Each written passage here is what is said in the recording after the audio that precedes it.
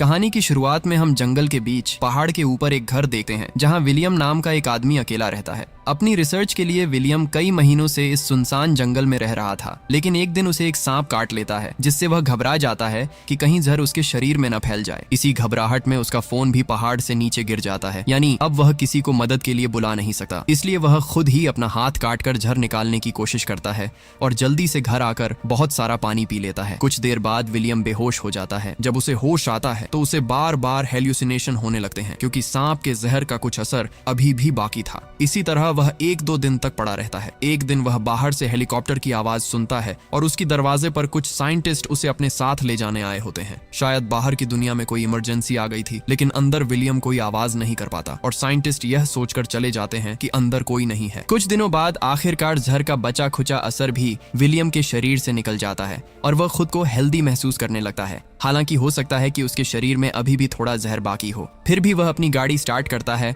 और वापस शहर की तरफ निकल पड़ता है। लेकिन जब वह शहर पहुंचता है तो पूरी तरह हैरान रह जाता है। वह देखता है कि शहर पूरी तरह बदल चुका है। किसी भी सड़क पर एक भी इंसान जिंदा नहीं है। पूरी दुनिया का सामान बिखरा पड़ा था। देखकर लगता है कि यहाँ कोई बहुत बड़ा हादसा हुआ था। लेकिन डरावनी बात यह थी कि सड़कों पर हजारों गाड़ियां बंद पड़ी थीं और उन गाड़ियों के अंदर मौजूद सारे लोग मरे हुए थे। तभी उसकी नजर रोड साइन पर पड़ती है। असल में कुछ दिन पहले पूरी दुनिया में एक बहुत भयानक वायरस फैल गया था, जो बहुत तेजी से फैलने की वजह से धरती पर मौजूद लगभग सभी इंसानों को इन्फेक्टेड कर मार चुका था। इसलिए अब न कोई सरकार थी, न कोई कानून या नियम कायदे। खैर, विलियम अपने घर पहुंचता है और देखता है कि उसके पेरेंट्स भी कुछ दिन पहले ही मर चुके हैं। विलियम कुछ देर हकीकत को स्वीकार करता है, फिर अपने घर के पास ही अपने माँ बाप के लिए कब्र खोदता है। कुछ दिन बीत जाते हैं और विलियम समझ जाता है कि इस शहर में उसके अलावा कोई और जिंदा नहीं है। लेकिन उसे उम्मीद थी कि उसके अलावा भी कहीं न कहीं कुछ लोग जिंदा होंगे जो उस वायरस से इम्यून रह गए होंगे। सेफ्टी के लिए विलियम अपने साथ एक बंदूक और कुछ सप्लाई लेकर लास्ट वेगास की तरफ निकल पड़ता है। रास्ते में जो ब्रिज शहर आने जाने का जरिया था वह भी ब्लॉक था, इसलिए विलियम को बहुत लंबा सफर तय करके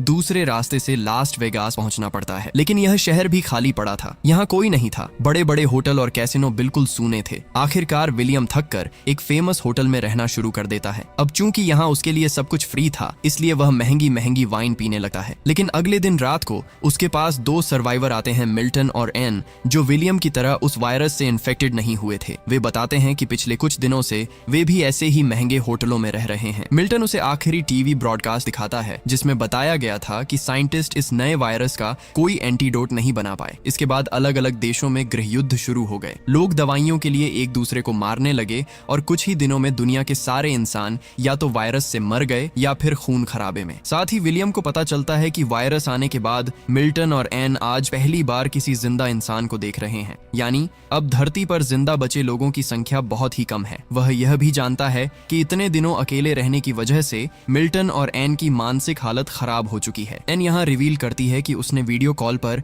अपने पति और बच्चे को मरते हुए देखा था, जिसकी वजह से उसकी जीने की उम्मीद ही खत्म हो गई है। अब विलियम कुछ दिनों तक उनके साथ उसी महंगे होटल में रहने लगता है। इतने महंगे और ब्रांडेड कपड़े फ्री में पड़े होने के बावजूद विलियम को अब कुछ भी अच्छा नहीं लगता। ऐसा लगता है जैसे ब्रांड की कीमत भी इंसानों के साथ ही खत्म हो गई हो। मिल्टन बताता है कि वह एक बड़ा बिजनेसमैन था। उसने बहुत कुछ कमाया था, लेकिन अब न उसके पास उसकी शोहरत है और न ही उसका फैमिली। मिल्टन अपने साथ एक गन रखता है ताकि उसकी मदद से वे तीनों अपनी जिंदगी खत्म कर सकें। ये सुनते ही विलियम घबरा कर बाहर चला आता है, क्योंकि वह अभी भी जीना चाहता था। तभी उसे पीछे से गोली चलने की आवाज सुनाई देती है, यानी मिल्टन और एन ने खुद को खत्म कर लिया था और इस तरह विलियम फिर से बिल्कुल अकेला रह जाता है। विलियम को लगने लगता है कि अब पूरी दुनिया में वही अकेला इंसान बचा है। वह गाड़ी बहुत तेज चलाकर शहर से बाहर निकल जाता है। रास्ते में उसे एक कुत्ता दिखाई देता है जिसे वह अपना साथी बनाकर अपने साथ रख लेता है और उसका नाम लकी रख देता है। इसके बाद वह लाइब्रेरी जाकर कुछ सर्वाइवल बुक्स ले आता है और अपने पुराने घर लौट आता है, जहाँ अब वह लकी के साथ रहने लगता है। आसपास के स्टोर्स में जितना भी खाना बचा था उससे वे काफी समय तक चल सकते थे और आगे चलकर वे खेती करके भी खा सकते थे। समय बीते बीते 1 साल गुजर जाता है। विलियम और लकी की अच्छी बॉन्डिंग हो जाती है, लेकिन इंसानों के बिना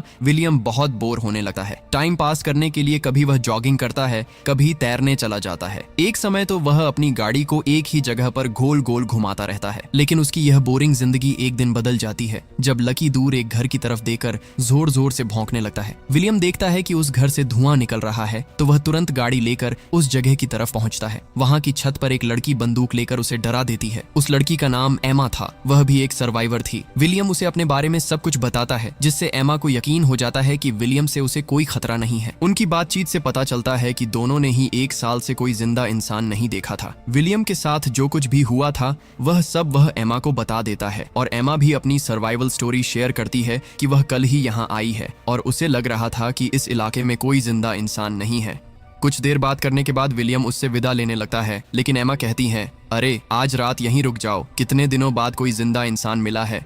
विलियम भी मान जाता है। फिर विलियम एमा को अपने घर ले आता है। अकेले रहने की वजह से उसने घर का कुछ भी ठीक से ख्याल नहीं रखा था, सब कुछ उल्टा पुल्टा पड़ा था। तो वे दोनों मिलकर घर को दोबारा ठीक करना शुरू करते हैं। पास ही खाने की दुकान थी तो वे वहां जाकर खाने पीने का सामान ले आते हैं। अचानक इस मुलाकात से दोनों के अंदर फिर से जिंदा रहने की उम्मीद जाग जाती है। अब वे साथ में सोकर उठते हैं और रोजमर्रा के अलग अलग काम करते हैं। वे अपने अपने शौक बना लेते हैं ताकि बोर न हो। इसके अलावा वे जानते थे कि अगर वही धरती के आखिरी कपल हैं तो आबादी बढ़ाने की जिम्मेदारी भी उन्हीं पर होगी। उधर इंसानों के खत्म हो जाने की वजह से हिंसक जानवर अब शहर तक आने लगे थे। समय के साथ विलियम अपने घर पर सोलर पैनल लगा देता है ताकि उनका घर पूरी तरह से रेडी हो जाए। कुछ ही दिनों बाद एमा प्रेग्नेंट हो जाती है। वह बहुत खुश थी, लेकिन विलियम परेशान था। वह सोच रहा था कि क्या इस पोस्ट एपोकैलिप्टिक दुनिया में बच्चे को लाना सही होगा या नहीं। ऊपर से डिलीवरी कैसे होगी, यह भी एक बड़ी चिंता थी। इसीलिए विलियम लाइब्रेरी जाकर बेबी डिलीवरी से जुड़ी किताबें पढ़ने लगता है। समय के साथ उनका घर हर तरह से सेफ हो जाता है। घर में सोलर पैनल लग चुके थे, इसलिए अब वे फ्रिज में खाना स्टोर कर सकते थे। साथ ही वे कई मुर्गियां और कुछ गायें पालना शुरू कर देते हैं, जिनसे उन्हें अंडे और दूध मिलने लगता है। उनके पास ही एक बड़ा हरा भरा गार्डन था। इंसानों के खत्म होने के बाद हवा भी अब साफ और शुद्ध हो चुकी थी, लेकिन समय के साथ उन्हें एक बड़ी प्रॉब्लम का सामना करना पड़ता है। दरअसल उनके आसपास के इलाके में चूहों की संख्या लगातार बढ़ती जा रही थी और अब तो वे उनके घर की तरफ आने लगे थे। इसलिए वे घर के आसपास का कचरा जलाने लगते हैं ताकि चूहे पास न आए। लेकिन जब यह आइडिया काम नहीं करता तो वे अपने पूरे घर को सील कर देते हैं। एक रात एमा कहती है कि वे जल्द ही चूहों की कोई ना कोई सोल्यूशन निकाल लेंगे और फिलहाल वह अपने आने वाले बच्चे को लेकर खुश है। अगले कुछ हफ्तों में विलियम दूर दूर से कुछ बिल्लियां लेकर आता है, जिससे उनके शहर में चूहों की संख्या कम होने लगती है और आखिरकार वह दिन आ ही जाता है जब एमा की डिलीवरी होती है। वे दोनों इस दिन के लिए बहुत तैयारी कर चुके थे, इसलिए विलियम की मदद से आखिरकार एक हेल्दी बेबी गर्ल पैदा होती है। इसके बाद वे शहर में जाकर अपना एड्रेस पेंट कर देते हैं ताकि अगर कोई और बचे हुए लोग कभी इस शहर में आए तो वह एड्रेस देखकर विलियम के घर तक पहुंच सके। समय बीते बीते 6 साल गुजर जाते हैं। एक दिन जब विलियम गाड़ी से घर लौट रहा होता है तो रास्ते में उसकी गाड़ी का एक्सीडेंट एक बाघ से हो जाता है। जब विलियम उस बाघ को ध्यान से देख रहा होता है तभी अचानक उसे एक छोटी लड़की दिखाई देती है, जो विलियम को देखकर डर के मारे भागने लगती है। विलियम उसे पकड़ लेता है और कहता है कि वह उसके साथ उसके घर चले, लेकिन वह लड़की बहुत ज्यादा डरी हुई थी, इसलिए विलियम उसे एक सेब देता है। सेब देखकर लड़की को यकीन हो जाता है कि वह उसे नुकसान नहीं पहुंचाएगा। फिर वह लड़की विलियम की गाड़ी में बैठकर उसके घर तक आती है। वहां पता चलता है कि अब विलियम के 2 बच्चे हैं। बड़ी बेटी हीदर के जन्म के 2 साल बाद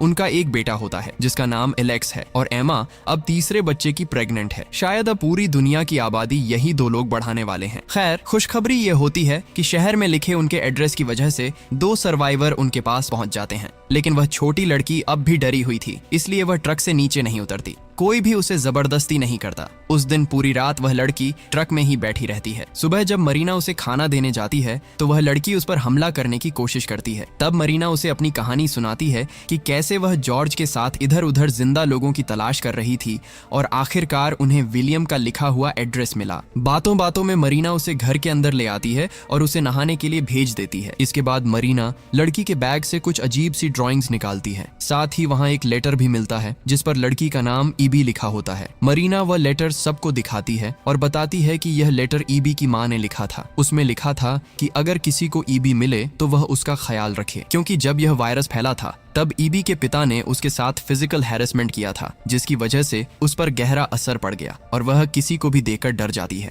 और एक दिन ईबी की माँ ने उसके पिता को मार दिया और ईबी को किसी सेफ जगह भाग जाने के लिए कहा। अब ये 5 ईबी को अपने ग्रुप में शामिल कर लेते हैं। जल्द ही एमा अपने तीसरे बच्चे को जन्म देती है जिसका नाम सैम रखा जाता है। अब उनकी फैमिली और बड़ी हो जाती है। अगले 1 साल तक वे सब खुशी खुशी साथ रहते हैं, लेकिन एक दिन उन्हें किसी के आने का संकेत मिलता है। वे सारे बच्चों को घर के अंदर भेज देते हैं और बड़े लोग हथियार लेकर देखने जाते हैं कि कौन है। तभी वे देखते हैं कि यह एक और सर्वाइवल ग्रुप है जो शहर में लिखे एम्मा के एड्रेस को देखकर यहाँ पहुंचा है। इस ग्रुप में मॉली, जीन, एजरा और उनका बेटा राइफ थे। विलियम लोग उन्हें अपने घर ले आते हैं। मॉली बताती है कि 8 सालों में उन्होंने सिर्फ 4 जिंदा लोगों को देखा है। उनके पास कोई ठिकाना नहीं था। वे इधर उधर भटकते रहे थे। तब एमा कहती है कि अब यही उनका घर है, यहाँ किसी चीज की कमी नहीं है और वे सब मिलकर यहाँ एक नई सोसाइटी बना सकते हैं। इस ग्रुप में मॉली एक डॉक्टर थी, यानी अगर कोई मेंबर घायल होता है तो उनके पास डॉक्टर होना किस्मत की बात थी। अगले दिन विलियम नए मेंबर्स को रूल्स समझाता है कि अब शहर और जंगल में इंसानों की गिनती बहुत कम है,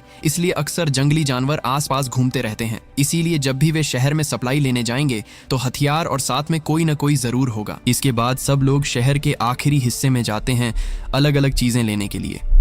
पास ही एक हॉस्पिटल था और मॉली डॉक्टर होने की वजह से वहां से कई दवाइयां इकट्ठा करती है। फिर वे सारी जरूरी सप्लाई लेकर घर लौट आते हैं। यहाँ नया मेंबर जीन एक सिंगर होती है तो वह सबके लिए एक गाना गाती है। वह एजरा के बच्चे की माँ भी होती है। उधर जॉर्ज और मरीना कई सालों बाद एक दूसरे के करीब आते हैं।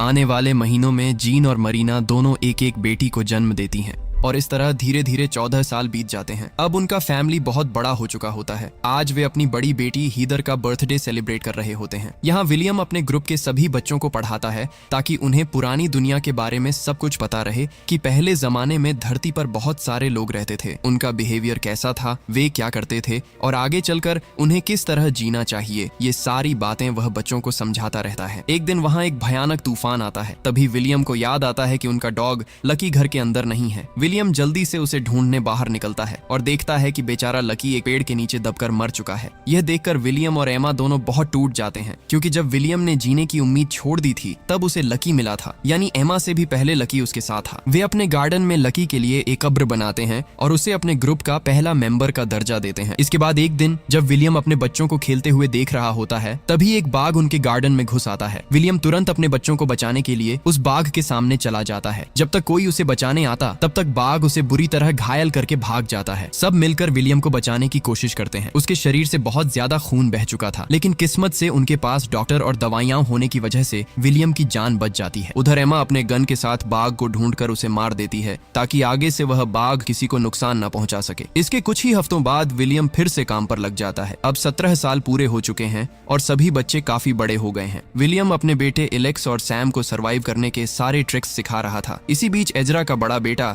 राइफ विलियम की बेटी हीदर को पसंद करने लगता है। वे हमेशा साथ रहते हैं। अब वे अपने फैमिली को बताते हैं कि वे अकेले बाहर दुनिया में घूमने निकलने का फैसला कर चुके हैं। सब जानते थे कि आबादी बढ़ाने की जिम्मेदारी उन्हीं पर है, इसलिए इसमें किसी को कोई आपत्ति नहीं होती। फिर वे दोनों को हथियार और खाना पानी देकर विदा करते हैं। कुछ दिनों बाद उनके पास पानी की कमी होने लगती है। पास के एक डंप में जाकर वे पता करते हैं कि आसपास का सारा पानी सूख रहा है। असल में अचानक इंसानों के खत्म हो जाने की वजह से मौसम का प्रोसेस पूरी तरह बदल गया था, जिससे कई महीनों तक बारिश नहीं हुई। यानी अब ग्रुप के सामने एक बड़ी प्रॉब्लम थी, पानी की कमी। तभी वे देखते हैं कि उनकी तरफ एक गाड़ी आ रही है। इसका मतलब है कि उनके अलावा भी कुछ अन्य सर्वाइवर अभी तक जिंदा हैं। वे जल्दी से घर पहुंचकर सबको यह इन्फॉर्मेशन देते हैं और कहते हैं कि ये लोग हमारे लिए खतरा हो सकते हैं और हमारे घर को भी कब्जा कर सकते हैं। असल में उस ग्रुप की चार्लिस्ट थी जो कहती है कि वे यहाँ तेल लेने आए हैं। असल में उनके पास एक ड्रिल मशीन है जिससे वे जमीन में ड्रिल करके विलियम के लिए हैंड पंप लगा सकते हैं ताकि उन्हें पानी मिलता रहे। लेकिन इसके बदले चार्ली विलियम से पेट्रोल चाहता है ताकि वे 500 मील दूर के इलाकों तक जा सकें। अब चूंकि विलियम के ग्रुप के पास पानी की कमी थी, इसलिए वे इस ऑफर को मान लेते हैं। वैसे भी इतने बार टोल देकर क्या करेंगे। विलियम की बात मानते हुए चार्ली का ग्रुप किसी जगह पर ड्रिल करना शुरू कर देता है। चूंकि यह प्रोसेस पूरा होने में कई दिन लगेंगे, इसलिए चार्ली का ग्रुप अपनी वैन में रहेगा। लेकिन समय के साथ विलियम नोटिस करता है कि चार्ली कोई अच्छा इंसान नहीं है। उसकी बातों से पता चलता है कि एक समय उसने कुछ रिसोर्स के लिए कई सर्वाइवर्स को मार दिया था। ये सब जानने के बाद विलियम अपने ग्रुप से अकेले में कहता है कि चार्ली से सावधान रहें और अपने घर की सुरक्षा भी सुनिश्चित करें। एमा कहती है कि वैसे भी वे ड्रिल खत्म करने के बाद चले जाएंगे, इसलिए ज्यादा चिंता करने की जरूरत नहीं है। खैर, अगले 2 दिनों तक ड्रिलिंग जारी रहती है और आखिरकार 4 दिन बाद वे नीचे से पानी निकालने में सफल हो जाते हैं। इस पर सभी बहुत खुश होते हैं। विलियम कहता है कि अब उनका डील पूरा हो गया है और वे चार्ली का सारा पेट्रोल लेकर यहाँ से जा सकते हैं। रात को सब मिलकर सेलिब्रेट करते हैं। हालांकि विलियम तनाव में था क्योंकि उसे लग रहा था कि चार्ली एक खतरनाक इंसान है और इतना आसान नहीं जाएगा। रात को सब सो जाते हैं, तभी विलियम बाहर से किसी की चीख सुनता है। वह बाहर निकलकर देखता है कि चार्ली एक कमरे से बाहर आता है और बाहर उसका दोस्त साइलस पहरा दे रहा है ताकि अगर कोई आता है तो उसे तुरंत इशारा कर सके। विलियम तेजी से उस कमरे में जाता है जहां ईबी रो रही होती है। चार्ली ने उसके साथ जबरदस्ती की थी। विलियम तुरंत यह बात अपने ग्रुप को बताता है। अब बाकी मेंबर्स कहते हैं कि चार्ली के ग्रुप के पास बहुत सारे हथियार हैं और उन्होंने उसे यह कहते हुए भी सुना था कि वह अब यहाँ से जाने वाला नहीं है। तब विलियम कहता है फिर तो उसे मारना ही पड़ेगा, वरना मैं अपने ग्रुप के लोगों को ऐसे ही हैरेस होते हुए नहीं देख सकता। आज उसने ईबी के साथ किया है, कल किसी और के साथ करेगा। बाकी लोग उसकी बात से सहमत तो होते हैं, लेकिन साथ ही डिस्कस करते हैं कि वैसे भी अब दुनिया में इंसान बहुत कम बचे हैं, इसलिए किसी को मारना सही नहीं है। मगर विलियम समझाता है कि अगर वे चार्ली को नहीं रोकेंगे तो उनकी फैमिली सेफ नहीं रहेगी। आखिरकार सब मान जाते हैं कि अगर चार्ली को मार दिया जाए तो उसके ग्रुप के बाकी लोग शायद कुछ नहीं करेंगे। प्लान के मुताबिक रात में वे चार्ली को चारों तरफ से घेर लेते हैं। चार्ली के ग्रुप को पता भी नहीं चलता और विलियम चार्ली को सीधे मार देता है। हालांकि विलियम को बहुत बुरा लगता है, क्योंकि यह पहली बार था जब उसने किसी की जान ली थी, लेकिन उसने यह अपने ग्रुप की सुरक्षा के लिए किया। अगली सुबह विलियम का ग्रुप चार्ली के ग्रुप को बता देता है कि वे बदला लेने के बारे में न सोचें। अगर वे चाहें तो यहीं रह सकते हैं, लेकिन उन्हें सबके साथ मिलकर काम करना होगा, और अगर वे जाना चाहते हैं तो अभी हमेशा के लिए जा सकते हैं। चार्ली के ग्रुप के ज्यादातर लोग यहीं रहने का फैसला करते हैं, लेकिन चार्ली का बेस्ट फ्रेंड साइलस बहुत गुस्से में होता है। उसे विलियम से नफरत हो जाती है, क्योंकि उसकी नजर में उन्होंने उसके दोस्त चार्ली को अचानक हमला करके मार दिया था। उसे डर था कि कहीं वह दोबारा किसी पर हमला न कर दे। चार्ली के साथी बताते हैं कि वे पहले से ही जानते थे कि चार्ली बुरा इंसान था, वह लीडर होने का गलत फायदा उठाता था। इसके अलावा वह अपने ही ग्रुप की औरतों के साथ भी ऐसा ही करता था, इसलिए अब वे खुश थे कि वह मर चुका है। साइलस ही अकेला था जो चार्ली की मौत पर दुखी था, इसलिए विलियम उसे ग्रुप से बाहर निकाल देता है। थोड़ी देर बाद साइलस वापस आने की कोशिश करता है, क्योंकि उसका पूरा ग्रुप तो यहीं रह गया था और वह बाहर अकेला कैसे सरवाइव करता। लेकिन विलियम उसे अंदर आने नहीं देता, क्योंकि साइलस चार्ली के गलत कामों में उसका साथ देता था। सजा के तौर पर उसे हमेशा के लिए वहां से निकाल दिया जाता है। समय और आगे बढ़ता है और अब पूरे 20 साल बीत चुके होते हैं। इंसानों के बिना पूरी धरती पूरी तरह बदल चुकी थी। विलियम के ग्रुप के सारे बच्चे मिलकर एक प्लेन बनाने पर काम करने लगते हैं। विलियम का बेटा कहता है कि कुछ समय में वे इस प्लेन को पूरी तरह परफेक्ट कर देंगे, जिससे वे पहाड़ से आसानी से नीचे आ जा सकेंगे। लेकिन कुछ समय बाद देखा जाता है कि उनके ग्रुप के मेंबर्स एक एक करके बीमार पड़ने लगते हैं। जल्दी ही उन्हें एहसास होता है कि आधे से ज्यादा लोग फिर से वायरस से इन्फेक्टेड हो चुके हैं और उनमें वही सिम्पटम्स दिख रहे थे जो 20 साल पहले उस वायरस में थे। डॉक्टर मॉली बताती है कि हालांकि वे पहले वाले वायरस से इम्यून हो चुके थे, लेकिन समय के साथ वह वायरस और इवॉल्व हो गया है। हालांकि इस नए वायरस का असर इतना पावरफुल नहीं है और वे जल्दी ही इसका कोई न कोई इलाज निकाल लेंगे। जो मेंबर्स अभी ठीक थे वे बीमार लोगों की देखभाल करने लगते हैं। यहाँ विलियम के बेटे सैम की हालत सबसे ज्यादा खराब थी, जिससे सब बहुत टेंशन में थे। इसी बीच एक दिन अचानक उनकी बेटी हीदर अकेले घर लौट आती है, जो राइफ के साथ बाहर गई थी। हीदर अपने सफर की घटनाएं बताती रहती है। वह कहती है कि उसने गाड़ी लेकर शहर के अंदर और बहुत दूर दूर तक का सफर किया। वे रोज नए नए जगहों पर जाकर जिंदा लोगों की तलाश कर रहे थे, लेकिन हर घर हर शहर में उन्हें कोई नहीं मिला। वे कोशिश कर रहे थे कि कहीं कोई जिंदा इंसान मिल जाए। लेकिन एक दिन जब वे किसी पहाड़ पर कैंपिंग कर रहे थे, तभी उन्होंने एक आदमी को देखा। वे उसका पीछा करने लगे, लेकिन तब तक वह आदमी वहां से निकल चुका था। कुछ समय बाद वही आदमी पीछे से आता है और राइफ पर चाकू रख देता है और हमें पता चलता है कि वह कोई और नहीं